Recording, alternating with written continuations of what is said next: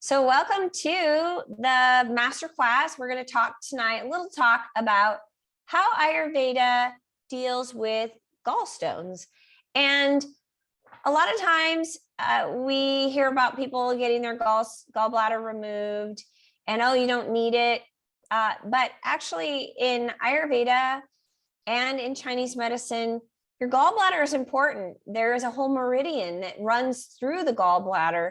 And so if the gallbladder gets removed, there's a lot of deficiencies that can happen and imbalances that can happen as a result of that. So we're going to talk a little bit about the gallbladder. I actually had my gallbladder removed, but not because of gallstones. I had gotten sepsis and they couldn't get my liver counts down from the sepsis. So sepsis is when you get an infection and it gets into the bloodstream, it starts shutting down your organs. And the way that they were able to finally get my liver counts down was to remove my gallbladder.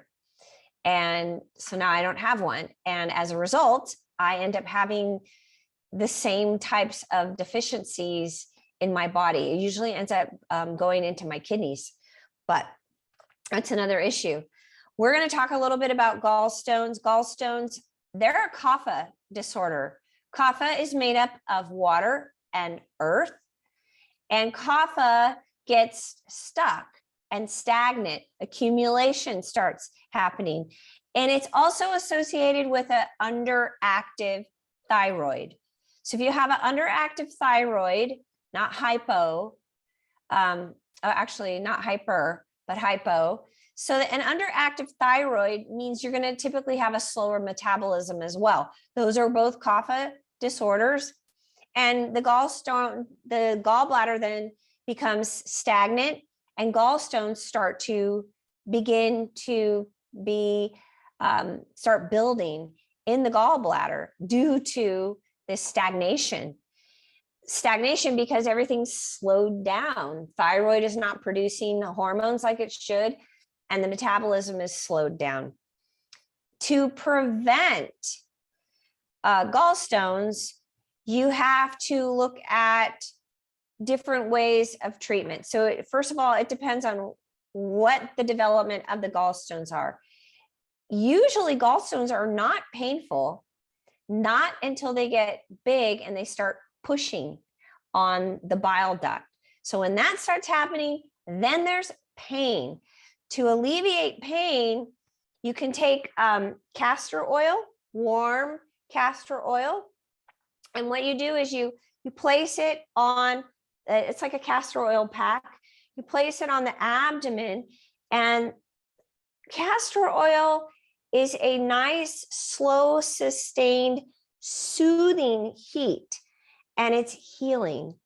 So you place it there, you warm up, you don't need to warm up much, but what you do is you take like cloths and you soak them in the castor oil, and then you place it on the belly, and then you just keep replacing the cloths, and it will soothe the gallstones and prevent them from continuing to accumulate.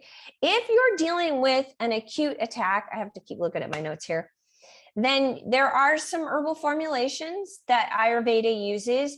Typically, those formulations use the herb musta, trikatu, and guduchi. And that the combination of all of those together is a particular blend. So you need to reach out to me if you're interested in that. The other thing that we can do is a liver flush, but you don't do a liver flush unless there's no pain. You can do it and help wash out the gallstones. And this is done before you're doing this treatment. You want to make sure that you're doing it and you have an actual size of the gallstones and they're small. I would definitely recommend, no matter what, if you know you have gallstones, that you are going to your Western medical physician and you get a diagnosis, you get an idea of what's going on. That's where Western medicine is superb, because they have the ability to diagnose. They have the ability to go in and see what's going on. And then you can do possibly a liver flush, or you can do the castor oil relieving and help soothe any kind of gallstones that are accumulating. There's a lot of other prevention methods too. Prevention, you want to make sure that you're using formulations that are also going to help with thyroid function and metabolism. So prevention means that you've got to address what's going on with the thyroid and the metabolism. In general, the formulations that are used in Ayurveda are Purvanava. I'm really bad at pronouncing. Shatavari, Kuchi, Chikra, Musta, and Shilat. Those also are a formulation that can come together to help you. And you can also mix them with honey, and that's a way of helping. There are yoga postures that also help with gallstones. And there are lots of prevention. They actually say they are prevention postures. So those would include downward facing bow and the peacock pose, spinal twists, and also lying on your left side.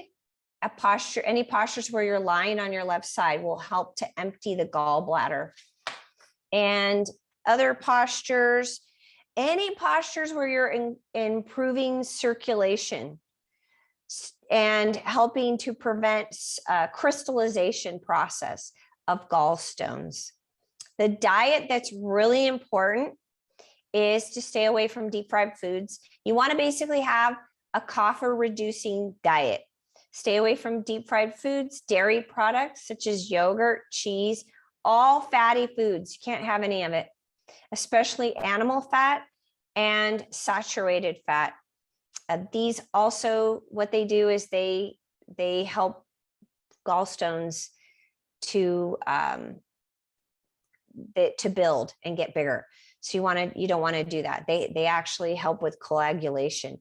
You don't want that. You want to completely remove all of those foods so that you can either soothe the gallstones if they're small enough, help remove them, use a liver cleanse, or you can help with certain formulations to break them down as well. Okay, so that's my talk on gallstones.